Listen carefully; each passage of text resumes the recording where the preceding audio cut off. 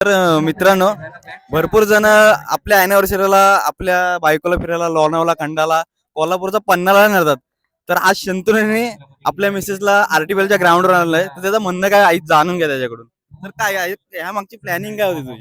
नाही, सर्वप्रथम तर मी तिचे आभार मानतो की ती नेहमी मला सपोर्ट करत आलेली आहे या माझ्या सगळ्या हॉबीजसाठी.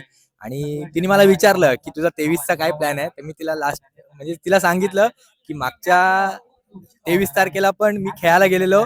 आणि नाही, सॉरी, आता जी 23 तारीख आहे तर माझी आरटीपीएलची मॅच आहे, तर तुला आपल्याला तिथे जायचंय. तर फिरणं फिरणं जे काय ते आपण नंतर बघू, कुठे जायचं ते आपण सगळं नंतर करू म्हटलं, पण पहिली मला मॅच खेळायचं, मला मॅच वरती फोकस करायचा आहे. तर वहिनी तुमची रिएक्शन काय होती याच्यानंतर?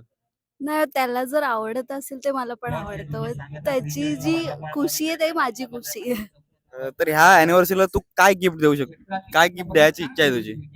नाही, करायचं तर खूप सारं आहे यासाठी, पण नक्कीच आता जर मी ही मॅच जिंकतोय तर ते सियासाठी सर्वप्रथम मोठा गिफ्ट असणार आहे. तर तुम्हाला काय गिफ्ट आहे शंतनूकडून? ही मॅच जिंकणं हेच गिफ्ट आहे माझ्यासाठी. मॅच जिंकणं हे गिफ्ट आहे की पुन्हा जिंकलं तर त्याच्यावरून अधिक खुशी होईल तुम्हाला? मग तर खूपच खुशी होईल, हे मोठं गिफ्ट असेल. तर ही मॅच जिंकली किंवा ही आरटीपीएल जिंकली तर तुम्हाला कुठे फिरायला जायला आवडेल या मॅच नंतर? ठरवू. तुझं काय म्हणणं आहे, कुठे फिरायला नक्कीच घेऊन तिला जायचं? आउट ऑफ इंडिया जायचं फिरायला, तर नक्कीच मी प्रयत्न करीन की तिला बाहेर न्यायचं, आणि नक्कीच आरटीपीएल जिंकायचा पण नक्कीच माझा प्रयत्न असेल. तर हा शंतनू पहिली मॅच जिंकलास ना तू? पहिली मॅच जिंकला, आता दुसरी जर जिंकला तर तो सुपर 12 मध्ये जाईल.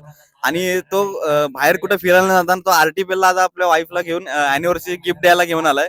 तर आज त्याचं गिफ्ट सक्सेसफुल होतंय की नाही पाहूया.